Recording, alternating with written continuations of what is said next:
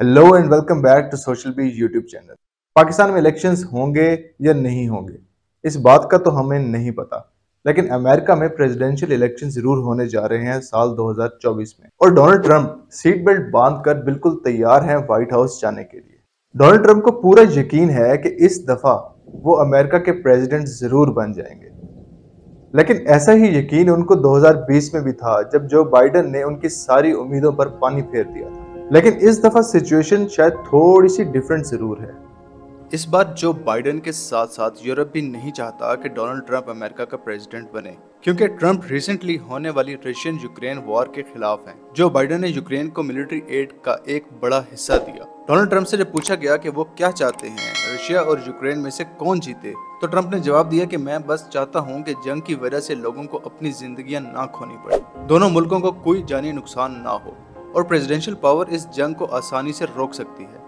अगर मुझे प्रेसिडेंट बनाया जाए तो मैं व्हाइट हाउस पहुंचने से पहले सिर्फ 24 घंटों में रशियन यूक्रेन वॉर खत्म करवा दूंगा। ट्रंप ने यह तो नहीं बताया कि वो ये जंग कैसे खत्म करवाएंगे, लेकिन उनकी स्टेटमेंट से अंदाजा लगाया जा सकता है कि वो यूक्रेन की मिलिट्री एड रोकना चाहते हैं और रशिया को परमिशन देना चाहते हैं कि वो जंग की वजह से होने वाले बेनिफिट्स को यूज करता रहे। अगर ऐसा ही हुआ तो इसका मतलब है कि एज अ प्रेसिडेंट ट्रंप की सेकंड टर्म उनकी टर्म के मुकाबले में ज्यादा ऑर्गेनाइज्ड और नापसंदीदा होगी।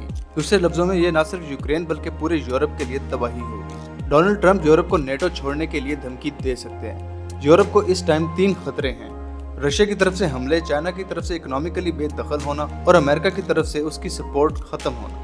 अगर ऐसा हुआ तो यूरोपियन ऑर्डर मुकम्मल तौर पर खत्म हो जाएगा। साथ ही यूरोपियन काउंसिल सोचती है कि यूरोप इस टाइम वेसलाइजेशन का शिकार है, मतलब यूरोप को एक ऐसी कंट्री कंट्रोल कर रही है जो उससे ज्यादा पावरफुल है। फ्रांस के प्रेसिडेंट इमैनुअल मैक्रोन ने इन तीनों खतरात का सलूशन बताया, वो ये कि यूरोप को स्ट्रेटेजिकली ऑटोनोमस होना पड़ेगा। मैक्रोन ने कहा कि क्या अमेरिकन एडमिनिस्ट्रेशन हमेशा एक जैसी रहेगी, इस बारे में कोई भी यकीन से नहीं कह सकता। इसलिए हम अपनी कलेक्टिव सिक्योरिटी और स्टेबिलिटी को अमेरिकन वोटर्स के हवाले नहीं कर सकते। यूरोपियंस को खुद को न सिर्फ मिलिट्री बल्कि इकोनॉमिकली भी डिफेंड करने की जरूरत है। क्रिटिक्स का मानना है कि फ्रांस अपनी इस स्टेटमेंट से यूरोप और अमेरिका के बॉन्ड को तोड़ना चाहता है, लेकिन फ्रेंच ऑफिशियल्स सोचते हैं कि अमेरिका और यूरोप के दरमियान पहले ही थोड़ी बहुत सेपरेशन है, क्योंकि अमेरिका आजकल यूरोप पर फोकस करने की बजाय चाइना की फॉरेन पॉलिसीज पर ज्यादा ध्यान दे रहा है। यूरोप इसका जिम्मेदार भी ट्रंप को समझती है, लेकिन जो बाइडेन भी कुछ कम नहीं। फॉर एग्जांपल, जब अमेरिका की पॉलिसीज की वजह से यूरोप चीख रहा था, तो उस दौरान बाइडेन ने मैक्रोन को बताया कि उसे नहीं पता था कि इन्फ्लेशन में कमी के एक्ट में ग्रीन सब्सिडी से यूरोप की इंडस्ट्री को नुकसान होगा।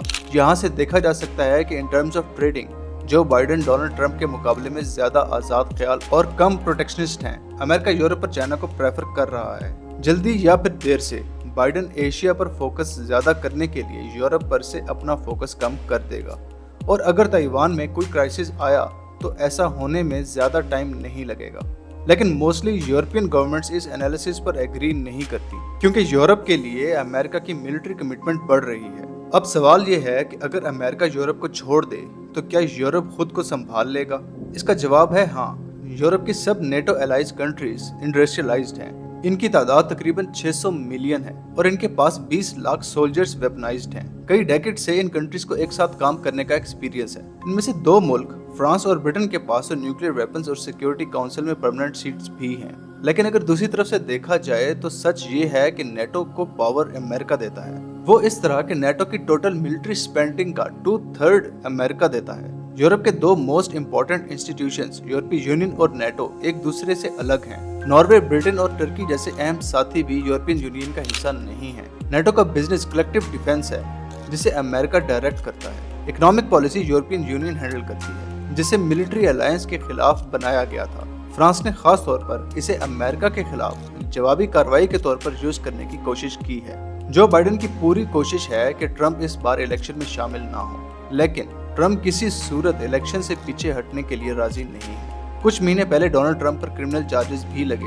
अमेरिका की हिस्ट्री में डोनाल्ड ट्रंप पहले प्रेसिडेंट हैं जिसे क्रिमिनल चार्जेस का सामना करना पड़ा। ट्रंप को इन चार्जेस का सामना उस वक्त करना पड़ा जब दूसरी बार प्रेसिडेंट बनने की तैयारी कर रहे हैं। इस एक्शन से अमेरिकन पॉलिटिकल सिस्टम में मैसिव डिस्टर्बेंस आई है। इसके बावजूद ट्रंप ने बयान दिया है कि बेशक उन पर क्रिमिनल चार्जेस हैं, लेकिन फिर भी वो अपनी कैंपेन से पीछे नहीं हटेंगे। और डोनाल्ड ट्रंप के राइवल्स इसी बात का फायदा उठाने की कोशिश कर रहे हैं। अमेरिकन्स डोनाल्ड ट्रंप से थक जरूर गए हैं, मगर फिर भी वो उन्हीं का साथ दे रहे हैं। इस टाइम इलेक्शन में मौजूद तमाम कैंडिडेट्स में से डोनाल्ड ट्रंप की पोजीशन सबसे ज्यादा पावरफुल है और इसी बात ने यूरोप को परेशान भी किया हुआ है। उम्मीद है आपको हमारी ये वीडियो जरूर पसंद आई होगी। हमारे चैनल को सब्सक्राइब करना ना भूलिएगा and we will see you in the next video.